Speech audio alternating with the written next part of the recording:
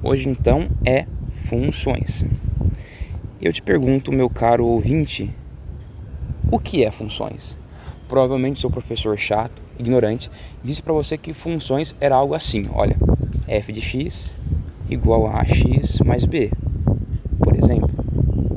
Só que se eu te disser que isso não é uma função, e na verdade nunca vai ser, como assim não é uma função?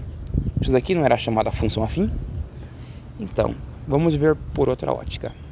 A rigor, função tem uma definição muito próxima do que seja uma máquina.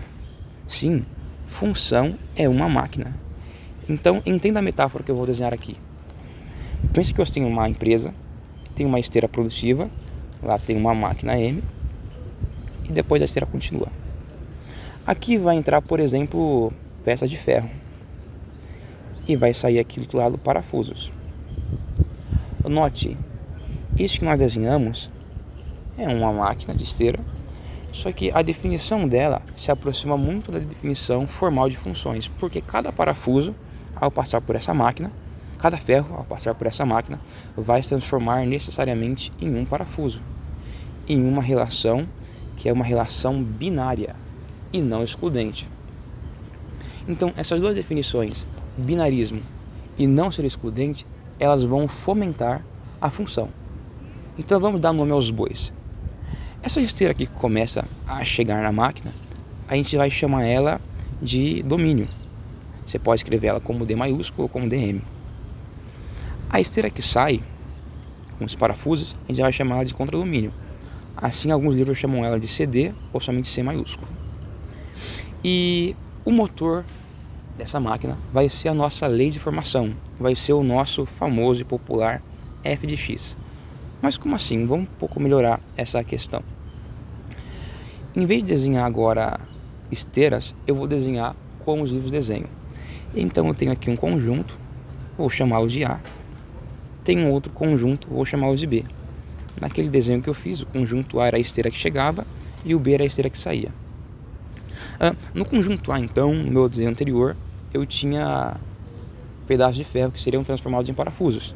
Então eu vou colocar aqui, em vez de pedaço de ferro, vou colocar X, genericamente. E na chegada, após passar pelo motor, vou colocar Y, como sendo referente ao parafuso formado pelo ferro.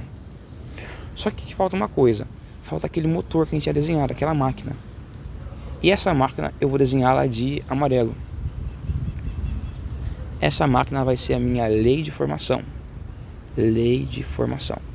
E essa lei de formação, sim, é o f de x, que em alguns casos pode ser o y, quando a relação for bijetora. E eu quero que você entenda o seguinte: a função não é só f de x igual a x mais b, ou ax ao quadrado, mais bx mais c, com raiz de zero, e assim vai. A função, na verdade, é toda essa discussão aqui. É todo esse arranjo. Ela inclui o domínio, ela inclui a lei de formação, aqui em cima retratada, e ela inclui também o contradomínio, certo? Mas como você viu no desenho, naquela esteira que saía do motor M, nem toda ela estava preenchida com parafusos, quer dizer, tinha espaços a mais que não foram preenchidos com parafusos. Isso significa que a gente pode pegar aqui, nessa outra esteira, um conjunto, subconjunto deste, que contém todos os elementos que são do X, ou seja, são imagens do X. Então a gente pode chamar aqui esse subconjunto de imagem. Muito importante retratar isso. Essa então é a nossa imagem. Então de forma geral, a gente pode escrever isso daqui de uma forma mais exata. Então a gente vai utilizar aqui alguns operadores matemáticos. Eu vou utilizar o A deitado de cabeça para baixo, que significa para todo. E eu vou utilizar esse outro símbolo que parece um E, ao contrário, existe pelo menos um. Então, o que eu tenho que falar para você aqui?